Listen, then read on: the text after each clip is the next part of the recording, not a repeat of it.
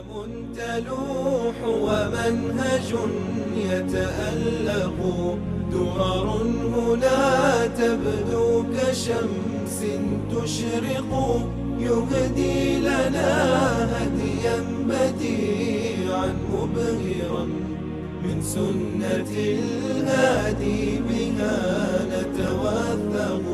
يا أيها الدرب الجميل بسعينا نحو العلا إنا هنا نتألق.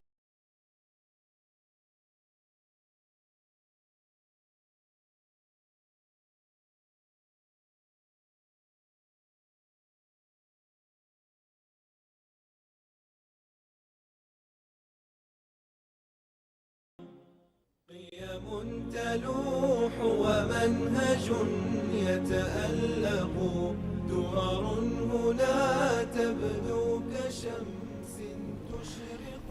بسم الله الرحمن الرحیم. الحمد لله رب العالمین و الصلاة والسلام علی اشرف الانبیاء والمرسلین سیدنا و حبیبنا محمد و علی آله و صحبه اجمعین. بینندگان عزیز و گرامی، سلام الله علیکم و رحمته و برکاته. در خدمت شما عزیزان هستیم با قسمت دیگری از برنامه امامان وهابی شیعه. همونطوری که از اولین قسمت این برنامه خدمت شما عزیزان عرض کردیم، ما در این برنامه، در برنامه امامان وهابی شیعه، ثابت خواهیم کرد که همون اعتقاداتی را که محمد ابن عبدالوهاب که به عنوان مؤسس مذهب وهابی در بین شیعیان رافضی مطرح است و خیلی از مسلمانان فریب این تبلیغات روافض رو خوردن، این بزرگواران همان اعتقاداتی رو داشتن که امامان بزرگوار اهل بیت رسول الله صلی الله علیه و آله و سلم این اعتقادات رو داشتن و در روایاتی که در خود کتب شیعه موجود است به این اعتقادات تصریح شده. ما در اولین قسمت از برنامه امامان وهابی شیعه پیامی فرستادیم خدمت 3 تن از مراجع بزرگ شیعه که بیشترین کتاب‌ها و برنامه‌ها و دشمنی‌ها رو با به اصطلاح خودشون وهابیت داشتن: آیت الله ناصر مکارم شیرازی، آیت الله جعفر صبحانی و آیت الله نجم الدین طبسی. در این پیام‌ها از اونها خواسته بودیم که در مورد 3 باب از ابواب کتاب توحید، کتابی که یکی از به اصطلاح مهمترین تعریف اعتقادی شیخ محمد ابن عبدالوهاب رحمه الله هست، در مورد این کتاب 3 باب از این کتاب را انتخاب بکنن و در این ابواب باید مطالبی که از اونجا انتخاب میکنن تعارضی با سخنان اهل بیت رسول الله صلی الله علیه و سلم و ائمه بزرگوار اونها نداشته باشه. اول صریح باشه، دوم صحیح باشه، سوم هم بی‌معارض باشه. این نص این پیامی است که به اینا فرستادیم. اگر احمد جانشون بودن، بله، این پیامی است که به مراجع شیعه، به ناصر مکارم شیرازی و جعفر صبحانی و نجم الدین طبسی، 3 تن از آیات عظام قم فرستادیم که متاسفانه تا امروز هیچ جوابی از این 3 شخصی که این همه ادعا می کردن و این همه سر و صدا را انداخته بودن دریافت نکردیم. ما در اولین قسمت از این برنامه خدمت شما عزیزان عرض کردم که اینها این شجاعت و مردانگی رو ندارن که جواب بدن، چون خودشون میدانن که آنچه که در کتاب‌هایی که به عنوان وهابیت، دین وهابیت، آیین وهابیت مطرح کردن، دروغ، تلبیس و خیانت و فریبکاری بوده. سالها با شعار وهابیت مردم رو فریب دادن، مردم رو به شعار وهابیت و با شعار وهابیت از دین مبین اسلام دور کردن و امروز این جرأت و شهامت و مردانگی رو ندارن که بیان و از این دروغ‌ها و تلبیس‌ها و خیانت‌هاشون دفاع بکنه. مانند همیشه در خدمت حضرت مولانا عبدالقدوس دهقان است. حضرت استاد خوش آمدید. الحمدلله رب العالمین و الصلاة والسلام علی نبینا محمد و علی آله و صحبه اجمعین. بنده در اول این برنامه خدمت جناب عالی و همچنین تمام بینندگان عزیز و ارجمند عرض ادب و السلام دارم. السلام علیکم و رحمت الله و برکاته.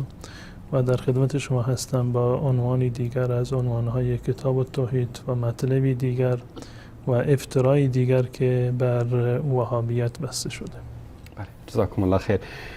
بینندگان عزیز و گرامی، اگر از کسانی باشید که با شبکه‌های رافضی سر و کار دارید، همیشه داد و بیداد را میندازن که وهابیت دشمن زیارت قبر است و وهابیت دشمن ساختن گنبد و بارگاه است و وهابیت قبرها رو خراب کردن. خاصا در ماه شعبان در 8 شوال هر سال ویژه برنامه ها میگذارن که در این تاریخ وهابیا اومدن و گنبد و بارگاه های قبور ائمه رو در بقیع خراب کردن و از این شعارهایی که غیر از عوام فریبی و تلبیس و دروغ چیز دیگری درش یافت نمیشه. ما در این برنامه عنوان این قسمت رو گذاشتیم تخریب قبور رسالت امامان وهابی شیعه. شاید عنوان خیلی جالب باشه برای خیلی از شیعیان عزیز و اهل سنتی که فریب شعارهای دروغین شبکه‌های رافضه‌گری رو خوردن و فریب شعارهای دروغین آخوندها و مراجع فریبکار شیعه رو خوردن. شاید این عنوان یک عنوان خیلی عجیب و غریب باشه، اما خوشبختانه این یک واقعیت است. همان کاری را که محمد ابن عبدالوهاب و موحدین در جزیره العرب، در پاکستان، در هند و در گوشه و کنار دنیا از تخریب بارگاه ها و بتکده هایی که بر روی قبر صالحین و بزرگان ساخته شده بود انجام دادن، دقیقاً همین کار طبق فرموده ها و فتاوا و اعتقاد امامان بزرگوار اهل بیت رسول الله صلی الله علیه و آله و سلم از سیدنا علی رضی الله تعالی عنه تا امام حسن عسکری بوده. در این برنامه انشاءالله این مطلب رو ثابت خواهیم کرد و نمونه‌ای هم از کتاب‌های اینها نشون خواهیم داد. حضرت استاد در خدمت شما است. در هفته گذشته که خدمت شما و بینندگان عزیز بودیم، باب 19 کتاب التوحید شیخ محمد ابن عبدالوهاب را که در مورد ممنوع بودن بناء مسجد بر روی قبر بود خدمت شما و بینندگان عزیز مطالبی را عرض کردیم و از روایات صحیح شیعه و اهل سنت روایاتی رو خدمت بینندگان عزیز من نمایش دادم که بالاتفاق از دیدگاه امامان اهل سنت و الجماعت و امامان اهل بیت رسول الله صلی الله علیه و سلم ساختن مسجد بر روی قبر ممنوع است و کاری بیهوده و خلاف شرع است. شیخ محمد ابن عبدالوهاب رحمت الله علیه در باب 20 و بعد در باب 21 باز هم این موضوع رو در واقع ادامه دادند. عنوان باب 20 این هست: باب ما جاء ان الغلو فی قبور الصالحین یصیرها اوثانا تعبد من دون الله. غلو و افراط در برخورد با قبور صالحین رو تبدیل به بت می کند که عبادت می شوند در کنار الله متعال. و همون چیزی رو که امروزه ما متاسفانه در جاهایی که بر سر قبرها گنبد و بارگاه ساختند یا حتی مساجدی رو ساختند، ما میبینیم که این غلو و افراط صورت میگیرد و مردم به جای این که الله متعال را فرا بخوانند، از الله متعال بخواهند، از الله متعال بترسند یا به الله متعال امید و دل بسته باشند، برعکس به صاحب قبر در واقع دل بستند. آنچه را که از الله متعال باید بخواهند از صاحب قبر میخواهند. آن خشوع و خضوعی را که در مسجد در پیشگاه الله متعال باید داشته باشند، این خضوع و خشوع را در قبرها دارند و در گنبد و بارگاه هایی دارند که در کنار و بر روی قبرها بنا شده. آن اخلاصی را که باید در محضر الله متعال داشته باشند، آن اشکهایی را که باید برای الله متعال بریزند و متاسفانه میبینیم که در مسجد هیچ گونه اخلاصی رو ندارند، هیچ گونه خضوع و خشوعی رو ندارند، اما در قبرستان اشکشون جاری هست و پابرهنه می روند و به صورت حتی پشت به قبر نمی کنند و بسیاری دیگر از مسائلی که دقیقاً مصادیق غلو در مورد قبور صالحین هست. یکی از افتراهایی که بر محمد ابن عبدالوهاب رحمت الله علیه و عموما اهل سنت و الجماعت بسته شده این است که وهابیت مخالف با بناء بر قبر هستند و قبرهایی رو که بر روی آنها گنبد و بارگاهی ساخته شده اینها رو تخریب کردند. این یک افترا هست و یک عام‌فریبی هست که متاسفانه عوام مردم را که از تعالیم رسول الله صلی الله علیه و سلم و تعالیم و آموزه های اهل بیت رسول الله و بالاخص امامان شیعه دارند وجود داره، کسانی که از این تعالیم ناآگاه هستند، چه بسا که فریب این انسانهای سودجو و شیاد را در واقع بخورند. ممنوعیت بناء بر قبر یک عقیده مسلم و متفق علیه در میان اهل سنت و الجماعت و همچنین متقدمین شیعه هست که رسول الله صلی الله علیه و سلم و امامان شیعه از بناء بر قبور در واقع منع کردند. روایات صحیح و صریح در این زمینه در کتاب اهل سنت و الجماعت وجود داره و روایات بسیار متعدد و گوناگونی با تعابیر مختلف در کتاب‌های شیعه و از زبان اهل بیت رسول الله صلی الله علیه و سلم وجود دارد. در کتاب‌های فقهی اهل سنت و الجماعت این مطلب کاملا بیان شده که بناء بر قبر یعنی ساختمان سازی بر روی قبر، ولو اینکه بسیار هم اندک باشد، ولو اینکه در واقع به اندازه 1 متری هم بالاتر نرود، فقط به عنوان یک نماد باشد، به عنوان یک یادگار باشد، چه برسد که گنبدی باشد و بارگاهی باشد و صحنی باشد و حرمی به قول معروف باشد، اون دیگه در اوج حرمت و ممنوعیت است. در کتاب اهل سنت و الجماعت بالاتفاق تجسیس قبر و بناء بر قبر را حداقلش این است که مکروه گفتند. بسیار از علما قائل بر حرمت هستند به خاطر صراحت و صحت روایاتی که در این زمینه وجود دارند و این روایات هم بدون معارض هستند. بدین خاطر بسیار از علما معتقد بر حرمت هستند. حداقل حکمی که در کتاب‌های اهل سنت و الجماعت هست این است که بناء بر قبر جز مواردی هست که ممنوع هست، منتها در صورتی که زمین از خود شخص باشه، زمین قبر از خود شخص باشه یا در یک بیابانی هست که هیچ کسی در اون زمین ادعایی رو ندارد. فقهای اهل سنت و الجماعت گفتن در چنین جایی و در صورتی که هدف مباحات نباشد، اگر هدف مباحات باشد، هدف طواف باشد، هدف تفاخر باشد که باز هم حرام هست، هیچ گونه شکی در این وجود نداره. بالفرض در ملک خود انسان بنا شده باشد یا اینکه در یک زمین بایر و بلا استفاده بنا شده باشد و هدف تفاخر نباشد و مباحات نباشد، در این صورت علمای اهل سنت و الجماعت یک دسته گفتند که اکثریت هستند که گفتند که مکروه هست و ممنوع هست، رسول الله صلی الله علیه و سلم از این کار منع کردند.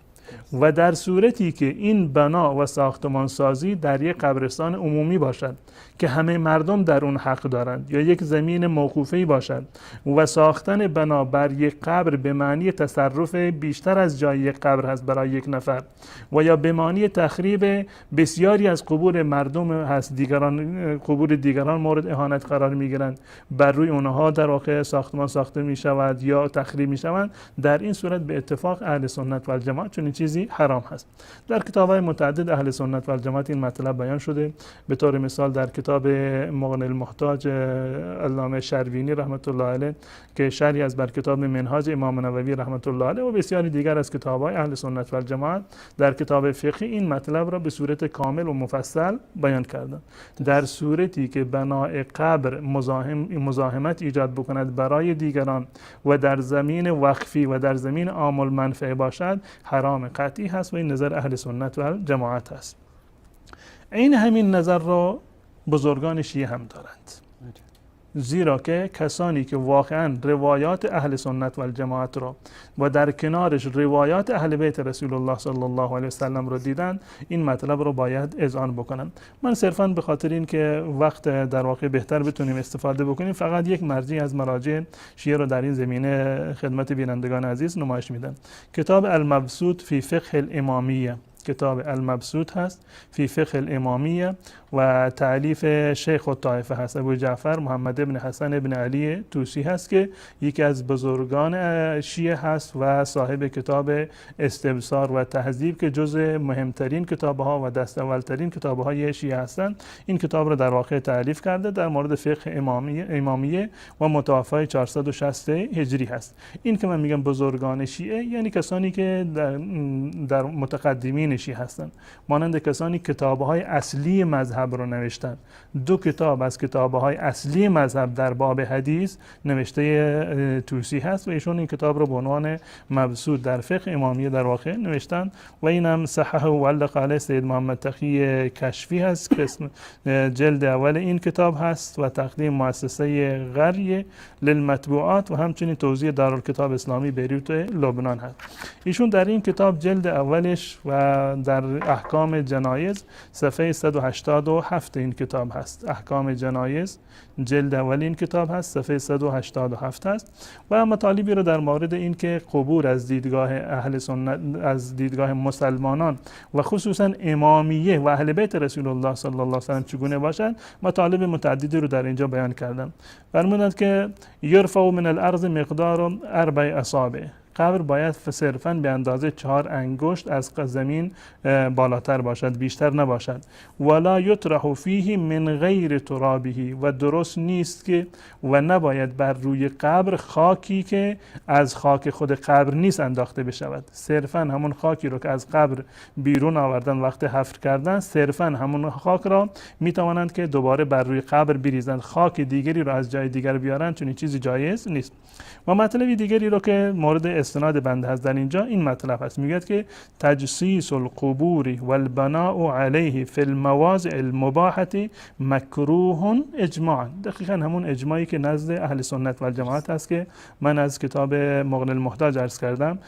تجسیس قبور یعنی گچکاری یا سیمانکاری و بنای بر قبر در مواضعی که مباحه هست. در مواضع مباحه یعنی زمینی که مباح است، زمینی که مال خود شخص هست، خودش خریده، ملک شخصی خودش هست، یا یک جای بایری هست، یک جایی هست که در بیابان هست، مزاحمتی برای کسی ایجاد نمی کند، هر کسی می تواند چنین زمینی رو تصرف بکند.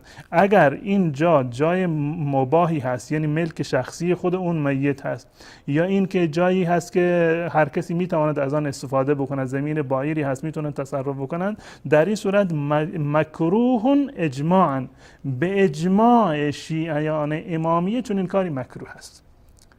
و در صورتی که مزاحمت ایجاد بکند و زمین وقفی باشد یا زمین دیگری را غصب بکنند و در قبرستان عمومی باشد، نزد شیعه هم در واقع حرام هست. این تصرف کردن حقوق دیگران هست، تعدی بر قبور دیگران و بی‌حرمتی به قبور دیگران هست که در واقع حرام می شود. حداقل اگر در زمین شخصی خودش باشد و در محدودی زمین شخصی خودش باشد یا در جایی باشد زمین در واقع بایری هست، این به اجماع شیعه مکروه است. الان علمایی که امروز اومدن فتوا دادند که با احترام به میت هست، این اجماع رو نمیدونن میخوان چه کار بکنن. گذشته از روایات صحیح و صریحی که از اهل بیت رسول الله صلی الله در ادامه مطلب میگه و یکره تجدید القبور بعد اندراسها، و مکروه هست یعنی ناپسند هست و ممنوع هست تجدید قبور بعد از این که کهنه شده باشند. این مطلب را خود آقای طوسی و بسیاری دیگر از علمای متقدمین شیعه در بسیار از کتاب نهایه ذکر کردند و در کتاب دیگرشون این مطلب رو آوردند که تجدید بنای قبر و تازه کردن و بازسازی قبور در واقع یک کار ناجایزی هست و مکروه هست از دیدگاه ائمه اهل بیت رسول الله صلی الله علیه و سلم. نه تنها مکروه هست بلکه لازمه روایاتی که در این زمینه هست این کفر و خروج از اسلامه. کفر هست و خروج از اسلام هست که باید یک حرام قطعی باشه که روایتش رو خدمت بینندگان عزیز انشالله از کتاب شیعه عرض خواهم کرد. و این مطلبی که ایشون در مورد این مطلبی که من میخواستم در اینجا هست. منتها وقتی که من این کتاب رو مطالعه میکردم یک مطلب دیگری که جالب هست و الان ایام 40 حسینی هست، یک مطلبی دیگری رو که ایشون از اجماع نقل کردم، گفتم که به عنوان داخل پرانتز هم اینو نقل بکنم. ایشون 2 صفحه بعد در صفحه 189 همین کتاب در کتاب المبسوط جلد 1 صفحه 189 فی احکام الجنایز یک مطلب دیگری رو در اینجا دارد که البکاء لیس به بأس، اگر برای مرده گریه بکنی اشکالی ندارد. و اما اللطم، سر و صورت زدن یا سینه زدن، و الخدش، و خود را زخمی کردن، و جز الشعر، و موها را کشیدن، و نوح سرای کردن، فانه کله باطل محرم اجماع. تمامی این موارد باطل هستند، حرام هستند به اتفاق شیعه.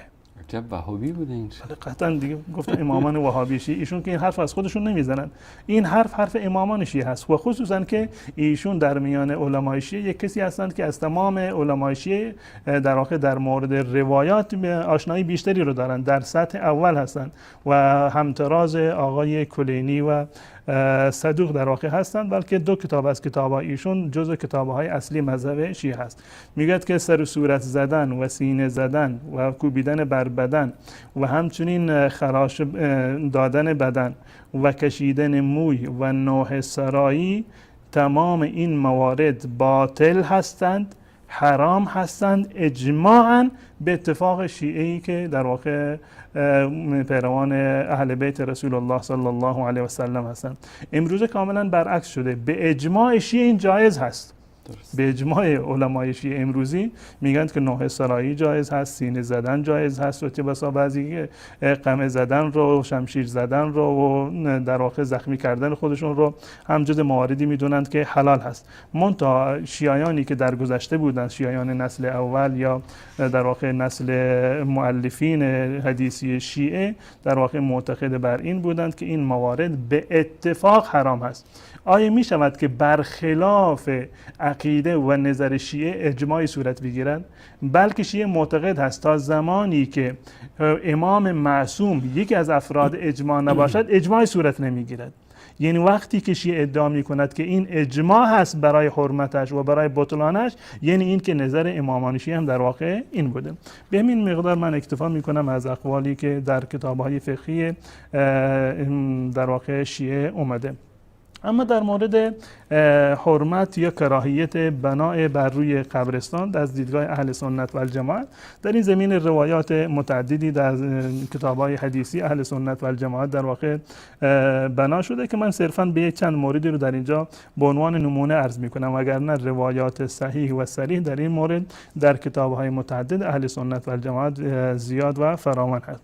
در کتاب صحیح مسلم که جزو صحیح ترین کتاب‌های اهل سنت و الجماعت هست، یعنی دومین کتاب حدیثی اهل سنت و الجماعت هست، ایشون در باب 32 یک بابی رو در عنوان این باب این هست که باب النهی عن تجسیس القبر والبناء علیه. این باب در مورد ممنوع بودن و نهی هست که وارد شده از تجسیس قبور، یعنی ساختن قبرها، گچکاری و سیمانکاری قبرها، والبناء علیه و ساختن بر روی قبر، که در این زمینه نهی اومده. در این روایت هست از حضرت جابر رضی الله تعالی عنه روایت شده قال نهى رسول الله صلی الله علیه و سلم ان یجسس القبر و ان یقعد علیه و ان یبنى علیه. رسول الله صلی الله علیه و سلم نهی فرمودند، گفتن این کار رو انجام ندید، ممنوع است این که قبر گچکاری بشه یا گلکاری بشه یا اینکه سیمانکاری باشه، هر چیزی که اسمش را بگذارید و مواد دیگری که امروز اومده سنگ رو کار بکنند یا هر مواردی دیگر. رسول الله صلی الله علیه و سلم نهی کردند از گچکاری قبر که در اون زمان وجود داشته، و ان یقعد علیه که بر روی قبر انسان بنشیند، و ان یبنى علیه که بر اون بنا بشه. 2 تا مطلب هستند، یکی این که گچکاری هست، یعنی خود قبر را ولو اینکه بنایی نباشه، خود همین خاکی رو که بر روی قبر میریزند اگر این خاک را به سیمان بکنند بالای سرش رو یا اینکه گچ بکنند یا آهک بکنند، این جز مواردی هست که ممنوع هست ولو اینکه بنایی نباشد. و مورد دیگر بنای بر قبر هست، این که سنگ و آجوری رو بیاورند، سیمانی رو بیاورند و یک مقدار ارتفاع بدن، تابلوی رو نصب بکنند. گونم در مواردی دیگر در روایت رسول الله صلی الله علیه و سلم از این بیشتر بخوان گنبد و بارگاهی رو بسازن، اون که درجه حرمتش و ممنوعیتش بیشتر هست. و ان یبنى علیه، این موارد رو رسول الله صلی الله علیه و سلم من فرمودن. در روایت دیگر اومده که از جابر، باز هم جابر ابن عبدالله قال سمعت النبی صلی الله علیه و سلم بمثله، با سند دیگر همین مطلب رضی الله تعالی عنه نقل کرده. باز با سند دیگر حدثنا یحیی بن یحیی اخبرنا اسماعیل بن علیه عن ایوب عن ابی الزبیر عن جابر قال نهی عن تقصیص القبور، ما از تقصیص قبور، تقصیص یعنی همون تجسیس قبور، یعنی بناء بر قبر یا در واقع گچکاری و سیمانکاری قبر نهی شده. چه کسی نهی کرده؟ نهی کسی دیگر معتبر نیست. این نهی همون نهی رسول الله صلی الله علیه و سلم است که در روایات قبلی هم اومده. در کتاب دیگر اهل سنت و الجماعت عین همین باب را و عین این روایت را و روایات گسترده تر و مفصل تری رو در این زمینه شما می توانید که پیدا بکنید. به خاطر این که این روایات صحیح هستند و صریح هستند، من قبلا مذهب اهل سنت و الجماعت را عموما که وهابیت هم همین عقیده را دارد، مذهب اهل سنت و الجماعت و وهابیت و امامان وهابی شیعه یکی هست، هیچ گونه تفاوتی را ندارد. چند نمونه از روایات اهل سنت و الجماعت رو دیدیم، الان روایاتی رو در این زمینه از کتاب‌های شیعه در واقع با هم دیگر مرور می‌کنیم، ببینیم که امامان شیعه در این زمینه چه گفتند. در کتاب‌های شیعه کتاب وسائل الشیعه هست، دوستان نمایش بدن، بارها این کتاب رو دیدن و معرفی شده. این کتاب تفصیل و وسائل الشیعه الی تحصیل مسائل الشریعه، تالیف شیخ محمد ابن حسن حر آملی هست و جلد اول این کتاب هست. از این چاپی که بنده دارم، از چاپ‌های دیگر جلد سوم این کتاب. در این کتاب در این جلدش باب 36 این کتاب هست، باب 36 از ابواب کتاب الطهاره هست. باب 36 از ابواب کتاب طهاره هست. باب انه یکره ان یوضع علی القبر من غیر ترابه، مکروه هست که بر روی قبر خاکی اضافه از خاک خود قبر گذاشته بشه، یعنی نباید چنین کاری رو انجام بشه. با سندش از محمد ابن یعقوب این روایت کرده، از علی ابن ابراهیم، از پدرش از نوفلی از سکونی، ان ابی عبدالله ان النبی صلی الله علیه وسلم نهى ان یزاد علی القبر تراب لم یخرج منه، نهی کردن، گفتن این کار رو نکنید که بر روی قبر خاکی رو از بیرون قبر بیارید بر روی قبر بریزید، صرفا همون خاکی رو که از قبر بیرون کردید همون رو میتوانید که بر روی قبر دوباره بریزید. و با همین سند از ابی عبدالله دوباره روایت کرده لا تطینوا القبر من غیر تینه، لا تطینوا یعنی تین، خاکی رو بر روی قبر در واقع نریزید غیر از همون خاکی رو که از خود قبر هست. و رواه الشیخ باسناده عن علی ابن ابراهیم و کذا الذی قبله، شیخ همین رو روایت کرده، یعنی توسی همین رو در واقع روایت کرده غیر از روایتی که محمد ابن یعقوب کلینی این رو روایت کرده. روایت بعدی محمد ابن علی ابن حسین هست، قال صادق علیه السلام كل ما جعل على القبر من غیر تراب القبر فهو ثقل على المیت، هر خاکی که اضافه از خاک خود قبر بر روی قبر ریخته بشود این بار سنگینی هست بر روی میت، یعنی میت از این در واقع در عذاب هست، شکنجه می‌بیند و آزرده می‌شود به خاطر باری که اضافه بر این خاک خود قبر در واقع بر روی قبر ریختن. این یک باب هست و در صفحه 629 یک باب دیگری دارد، باب 44، باب کراهت البناء علی القبر فی غیر قبر النبی والائمه، اینجا یک استثناء آورده که جایز نیست، مکروه است بنا کردن بر قبر به استثناء قبر پیامبر و ائمه. این دلیل استثناء چی هست؟ این باشد برای بعد. به همینم پابند نیستن. این همه امامزاده‌ای که از تو ایران 18000 امامزاده که گنبد بارگاه ساختن، همه اینا که ائمه نیستن. قطعا این گونه هست، نه تنها کسانی که امامزاده هستند، حتی اون کسانی که از نسل امامان هم نیستند. اگر قراره که در قبرستان 2 نفر دیگر بمیرند و تهران بخواند قبر درست بکنند، باید شهر و مردم رو کوچ بدن تا اینکه 2 نفر دیگر از رهبران ایران رو در اونجا بخوان دفن بکنند. بهشت زهرایشون همه یک طرف، یک قبر همیشه یک طرف دیگر در واقع. عرض کردم همون گونه که شما فرمودید که حتی بر این استثنایی که متأخرین قائل شدند، این در میان متقدمین در واقع وجود نداره. به هر صورت من عنوانی رو که در اینجا گفتند این آوردم، والجلوس علیه، نشستن بر روی قبر و تجسیسه و تطیینه و گچکاری کردن قبر و همچنین گل مالی کردن قبر، همون چیزی که در روایات اهل سنت و الجماعت اومده بود و همون بابی که در کتاب صحیح مسلم هم اومده بود، باب تجسیس قبر، نهی از تجسیس قبر، این دقیقا همون باب هست، منتها با روایات شیعه هست.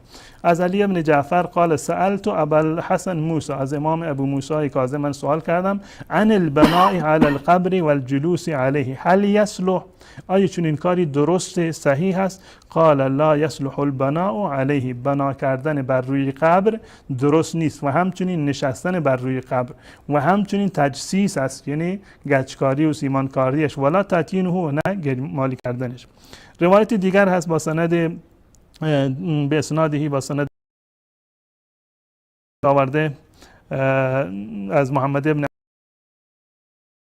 آخر از ابی عبدالله نقل کرده قال نهى رسول الله صلی الله علیه و سلم ان یصلى علی قبر، رسول الله صلی الله علیه و سلم نهی فرمودند که بر روی قبر نباید نماز خونده بشه، یا اینکه کسی بنشیند بر روی قبر، او یبنا علیه، یا بنا بشود بر روی قبر، اینم جایز نیست. روایت دیگر از ابی عبدالله هست قال لا تبنوا علی القبور، بر روی قبرها بنا نکنید، چیزی بر روی قبر نسازید، ولا تصوروا سقوف البیوت، و خونه هایتان را، سقف هایشان را مصور نکنید، یعنی تصویردار نباشه. فإن رسول الله صلی الله علیه و سلم کره ذلك و رواه البرقی فی المحاسن عن النظر، مثل برقی هم در کتاب محاسن خودش از نظر مثل این روایت را ذکر کرده. روایت دیگر هست از صادق عن آبائه عن رسول الله فی حدیث المناهی که حدیث طولانی هست. یک از موارد ممنوع و منهی عنه این است که انه نهى ان تجسس المقابر، که قبرها رو نباید تجسیس بکنید یا اینکه با گچ و سیمان اونها را بسازید. روایت دیگر هست از قاسم ابن عبید رفعه عن النبی که مرفوعاً اینو از رسول الله نقل کردند، انه نهى عن تخصیص القبور قال و هو تجسیس. همون روایتی که در صحیح مسلم اومده بود، روایت سوم که در بابی که در صحیح مسلم اومده بود که نهی از تخصیص القبور، در اونجا بود که نهی عن تخصیص القبور، در اینجا صراحتاً اومده که عن النبی انه نهى عن تخصیص القبور، که رسول الله صلی الله علیه و سلم از تخصیص قبور یعنی تجسیس قبور، گچکاری کردن بر روی قبر، رسول الله صلی الله علیه و سلم در واقع من فرمودن. اینها روایاتی هست که در کتاب‌های شیعه در یک از کتاب‌ها من آوردم، وگرنه در کتاب‌های دیگر، حتی در کتاب‌های دست اول شیعه از 4 کتاب مهم شیعه این روایت وجود داره و بسیار از این روایت هم از محمد ابن یعقوب و از آقای طوسی در واقع نقل شده بود. پس بنابراین بحث این که در شریعت اسلامی اهم از دیدگاه اهل سنت و الجماعت و دیدگاه شیعه و امامان شیعه، از دیدگاه روایاتی که اهل سنت و الجماعت با طریق صحیح دارند و همچنین روایات بیشتر و گسترده تری که شیعه با طرق شیعی از امامان شیعه نقل کردند، به اتفاق از بناء بر قبر و ساختن قبر، گچکاری یا سیمانکاری یا کاهگلکاری بر روی قبر، رسول الله صلی الله علیه و سلم و ائمه بزرگوار اهل بیت و امامان شیعه از این کار منع کردند، تا جایی که طوسی در مبسوط و بسیاری دیگر اجماع شیعه رو بر این نقل کردند که تجسیس قبور و بنای قبور در مواضعی که مباح هست، در جاهایی که مباح زمین از خود میت باشه، این به اجماع شیعه در واقع مکروه هست و در صورتی که مزاحمت ایجاد بکنه برای زمینهای دیگر و زمین مردم را غصب بکنند یا بر روی قبرهای دیگر در واقع تعدی بشود، این جزء موارد حرام قطعی و 100% هست و در این زمینه مذهب اهل سنت و الجماعت و مذهب امامان شیعه و مذهب و دیدگاه محمد ابن عبدالوهاب و ابن تیمیه رحمت الله علیهم اجمعین دقیقاً یک چیزی هست، هیچ گونه تفاوتی در این زمینه وجود ندارد.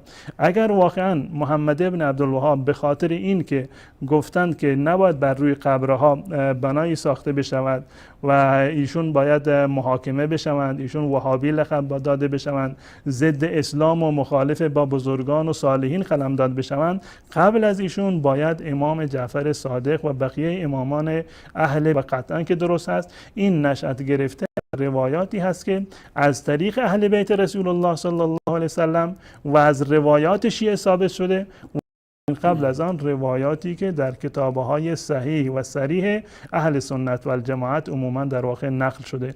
مذهب وهابیت و دیدگاه محمد ابن عبدالوهاب و دیدگاه شیخ الاسلام ابن تیمیه رحمت الله علیه هیچ تفاوتی با دیدگاه عموم اهل سنت و دیدگاه امامان شیعه در واقع نیست. یا این که امامان شیعه وهابی بودند و یا این که محمد ابن عبدالوهاب و رحمت الله علیه پیرو امامان اهل بیت رسول الله صلی الله علیه و سلم بودند. جزاکم الله خیر. آنچه که دیدید و شنیدید از کتاب‌های خود اینا، نظر ائمه بزرگوار اهل بیت رسول الله صلی الله علیه و آله و سلم در مورد گنبد و بارگاه و قبر ساختن این مسائل است. من گذشته ها رو میگذاریم، حالا 18000 امامزاده است و فلان ساخته، کی ساخته کی نساخته، اینا مسائل نمیشه یعنی یقین کرد روش، شاید هم بیان برای خودشون راه فراری از این بسازن. اما همونطوری که حضرت استاد اشاره کردن، قبر خمینی بنیانگذار این حکومت در ایران، من بعضی تصاویری رو انتخاب کردم که خدمت شما عزیزان نشون میدم. احمد جان اگر بتونین عکس‌ها رو نشون بدی. این خود پنجره ای است که بر اطراف قبر خمینی ساختن و اینجا محوطه همون قبر ایشون است که در اینجا، یعنی در زیر ساختمان این شاید کم از کم بشه 1 میلیون نفر رو در اینجا دفن کرد. حالا این قبر برای 1 نفر ساخته شده. این آخوندا و مسئولین نظام هم از نزدیک این رو سرپرستی کردن تا این ساخته شد. و این هم ساختمانی است که گنبدهایی که بر روی قبر یا محوطه قبر خمینی ساخته شده. این هم عکس یادگاری یکی از مسئولین است در اینجا و اینجا میبینید که به شدت دارن کار میکنن. میگن که این قبر ایشون یکی از گرانترین قبرهای دنیا محسوب میشه در کشوری که میلیون ها نفر شاید یک وعده غذا نتونن به شکم سیر بخورن. تشکر میکنم از احمد جان. این تصاویر هم اگر نشون بدید از این وبسایت، این تصویر همون پنجره ای است که اطراف قبر ایشون ساخته شد و این هم گنبد و بارگاه ها و مناره هایی که اطراف قبر ایشون ساخته شده. تشکر میکنم احمد جان. و این هم تصاویر دیگری است از محوطه قبر خمینی در تهران. نمایی از این بتکده‌ای که ساختن در اونجا. این هم رهبر معظم انقلابشون که در اینجا داره نماز میخونه در کنار قبر خمینی. حالا طبق این روایت امام جعفر صادق که هرچی که از خاک قبر بیشتر بر روی قبر ساخته بشه سبب اذیت آزار و شکنجه و فشار بر مرده میشه. این همه بنایی که در اینجا ساخته شده چه بلایی سر خمینی خواهد آورد در این قبر؟ در روایات شیعه به اتفاق روایاتی که من در اینجا ذکر کردم و بعضی رو و بعضی دیگه بسیار زیاد بودن، در روایات شیعه اومده صرفاً که قبلا بعضی از این روایات رو خوندیم که بر روی قبر خاکی اضافه بر خاک خود قبر نباید بریزید. این منهی عنه است، یعنی ممنوع است، نباید این کار رو انجام بدیم. بنابر بعضی از روایات این کار در واقع به معنی این است که میت را آزار میدید. این یک نوع سنگینی و ثقلی هست بر دوش میت. و در روایات شیعه اومده که قبر را صرفاً به اندازه 4 انگشت، در برخی از جاها اومده 4 انگشت که مضمومه باشند، یعنی به هم بسته باشند به این اندازه، یعنی تقریبا چیزی حدود 8-9 سانت ارتفاع داشته باشه. و در برخی از روایات اومده که انگشت ها باز باشند به این کیفیت، یا اینکه در برخی از روایات اومده که یک وجب باشه. بیشتر از این در واقع جوازی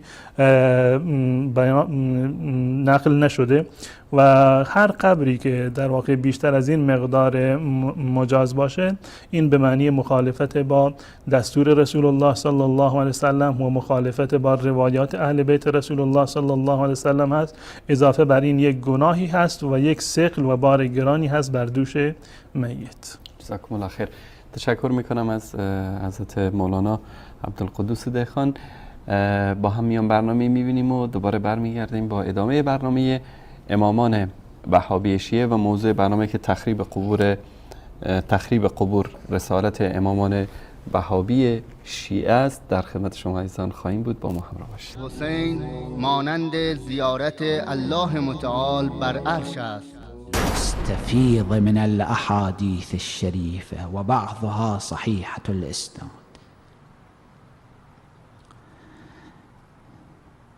من زار قبر الحسين بن علي عارفا بحقه كان كمن زار الله في عرشه، كان كمن زار الله في عرشه.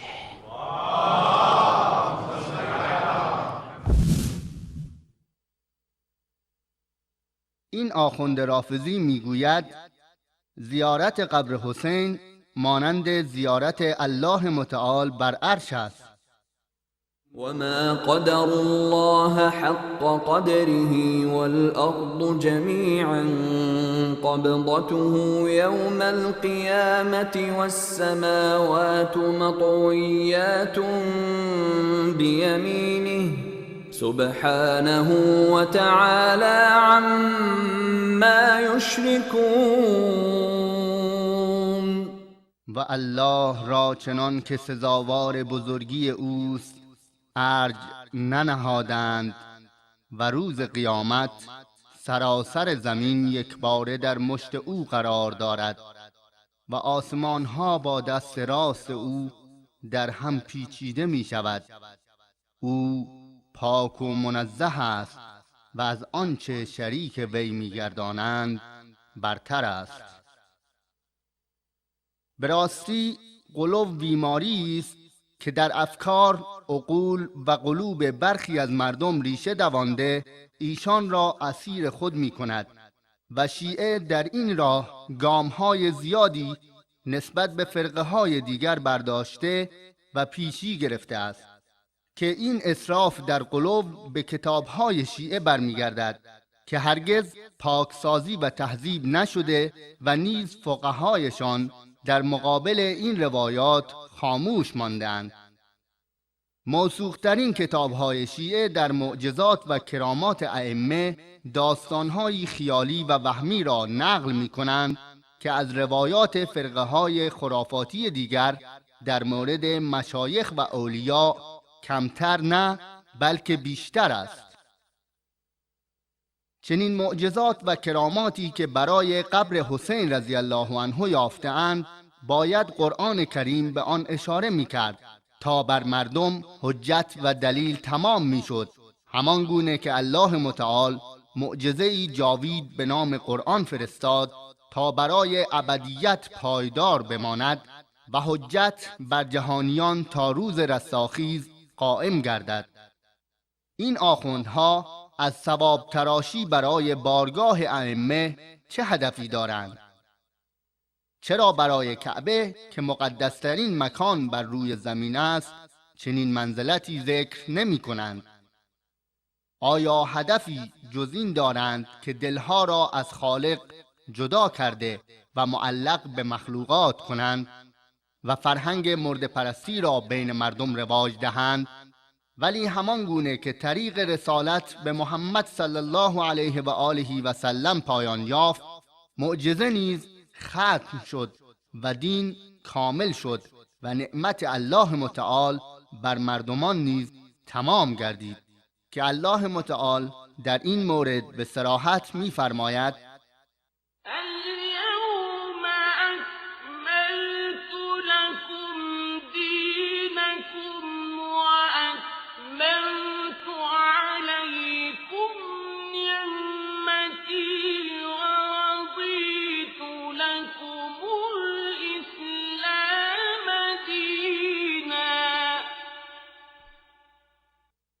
امروز دین شما را کامل کردم و نعمتم را بر شما تمام کردم و دین اسلام را برای شما برگزیدم.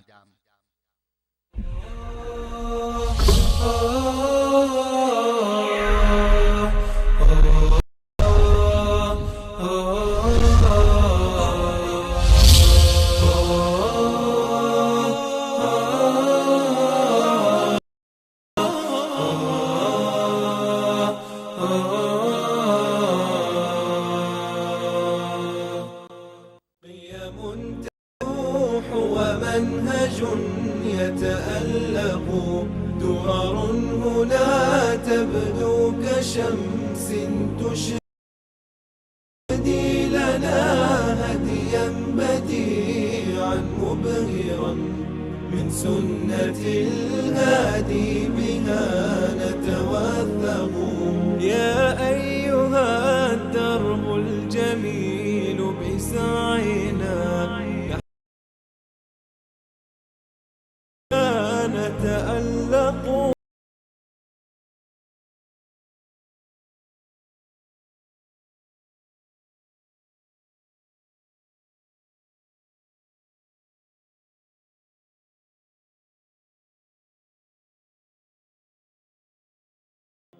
قيم تلوح ومنهج يتألق درر هنا تبدو كشمس تشرق. با سلامی دوباره خدمت بینندگان عزیز و گرامی.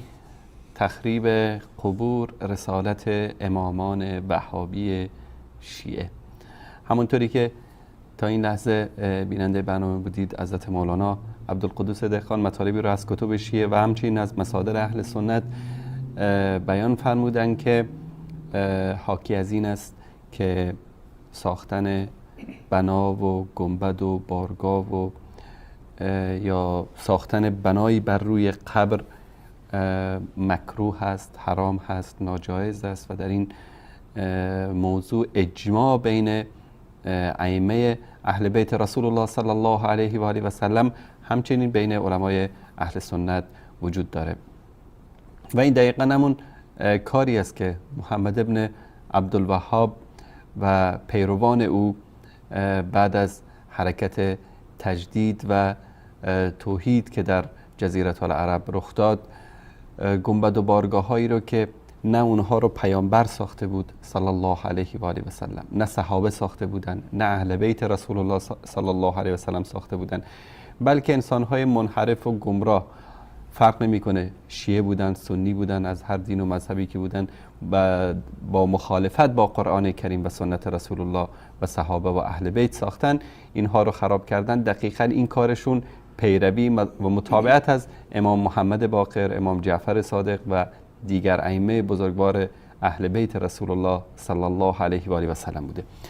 قبل از اینکه به سراغ تماس‌های شما عزیزان بریم، حضرت مولانا مطالب دیگری هم دارن که منتظرن که انشاءالله بیان بکنن، با هم گوششان می‌سپاریم. جناب استاد.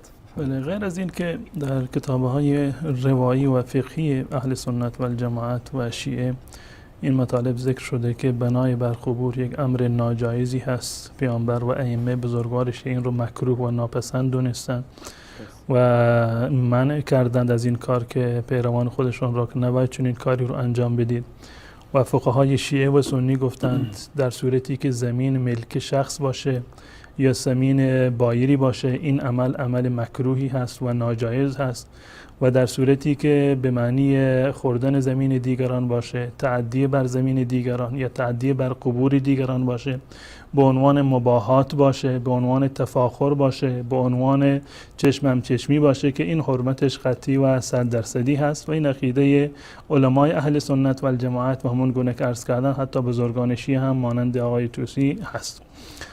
ما دین خودمان را از اقوال و گفتار و در کنار آن از کردار رسول الله صلی الله علیه و سلم و اهل بیت ایشان میگیریم.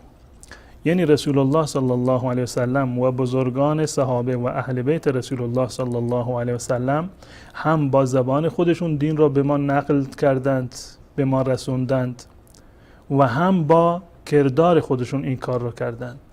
یعنی این که هم گفتار رسول الله و هم کردار رسول الله صلی الله علیه و سلم برای ما حجت شرعی هست، و همچنین گفتار اصحاب رسول الله صلی الله علیه و سلم و از دیدگاه شیعه گفتار اهل بیت رسول الله صلی الله علیه و سلم و عمل ایشون دقیقاً مانند گفتار و عمل رسول الله صلی الله علیه و سلم هست. در باب بناء بر قبر دو نکته بسیار اساسی و مهم هست که اینها رو همیشه باید در مد نظر داشته باشیم.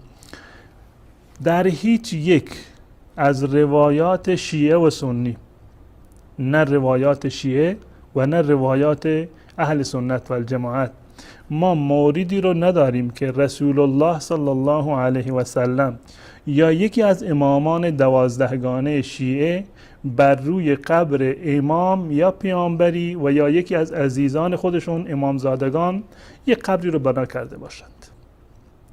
اگر واقعا این ثواب، اگر واقعا این به معنی اکرام هست، اگر این یک مسئولیت شرعی هست، اگر یک امر مستحب و مندوب هست، حداقل برای یک مورد باید رسول الله صلی الله علیه و سلم این کار رو انجام میداد.